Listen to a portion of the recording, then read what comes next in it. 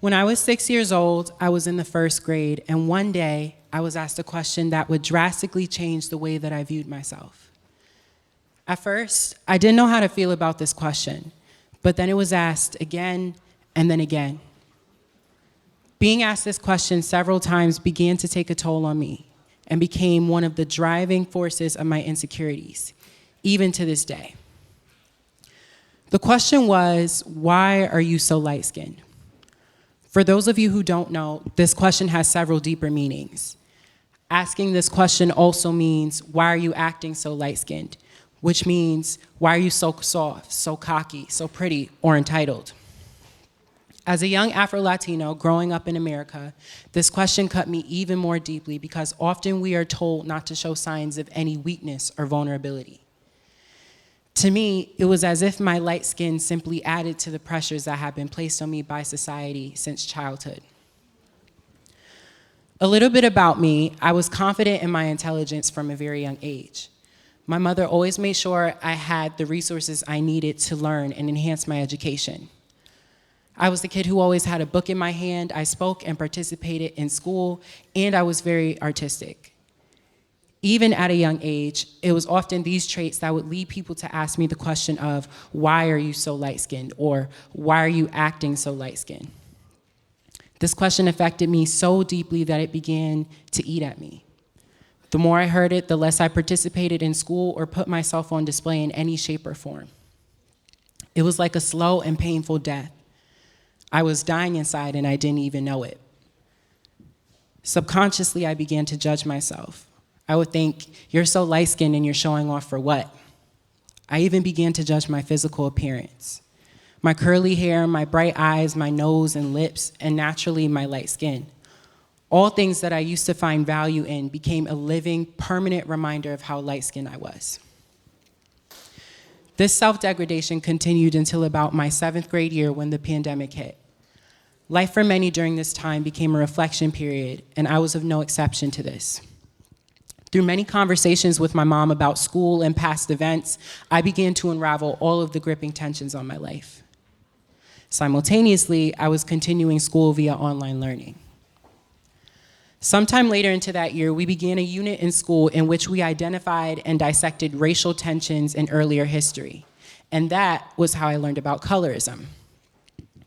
I learned that colorism is the discrimination or prejudice against a person's skin tone or color. Colorism is an issue that has been present in our society since before America was formed as a nation. It has negatively affected several generations of the past and continues to affect the generations of today. And yet, there is still so much information that is not known about the subject, its practices, or even its effects on others. There is a lot of data about how colorism affects dark-skinned people.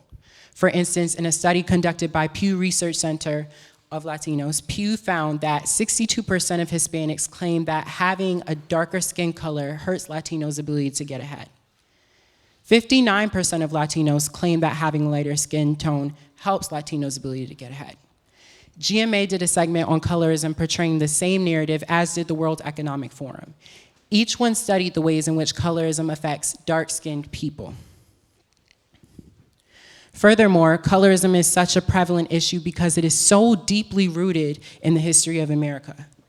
During the early 16th century, white American slave masters pitted light-skinned slaves against their darker counterparts.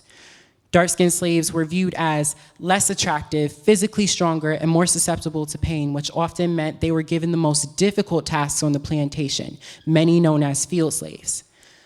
Light-skinned slaves, however, were viewed as more attractive, intelligent, and better suited for housework, hence the term house slaves. Both groups, however, were subject to great abuse. Dark-skinned slaves were beaten near death, sold to the highest bidders at auctions, ripped away from their families, and were even mutilated. Light-skinned slaves were often closer to the masters of their plantations, and many young enslaved men and women were subject to sexual abuse, forced to bear the children of their masters, and due to the growing trend of incest in plantation households, were given a variety of diseases that wiped out generations of enslaved people. Even with the recording of this information, there still remains a great amount of tension between groups of lighter and darker skinned people within the Black community today. The data is clear about how oppressive colorism is within systemic institutions against dark-skinned people, and I do not by any means want to invalidate the stories that many of my brothers and sisters have experienced. However, in doing research on colorism, there is a story I didn't find in the data, mine. I could find little to no articles or sources that corroborate what I'm saying, yet there are so many accounts like mine from people across the globe, on the internet, and even from people in my own life about how having a lighter skin color has negatively affected their treatment within their own ethnic communities. Though I cannot attest to many of the experiences that my darker skinned counterparts have had in regards to colorism, the same can be said about my experiences and the experiences of those who look like me. I may never be able to fully understand what it has been like for people with darker skin, and that is okay. But what I do know is that no one deserves to be discriminated against or treated differently because of the color of their skin, like I was. This caused me to reevaluate the way that I thought about myself and even the way that I thought about others. Every day I would wake up and I would practice saying something nice about myself. The same features I had grown to hate, I began to find value in again. And further, I began to find value in myself, the person I was then, and even the person I am now. Now I'm light-skinned and proud of who I am, and that is how I show up in any space, no longer questioning my Blackness.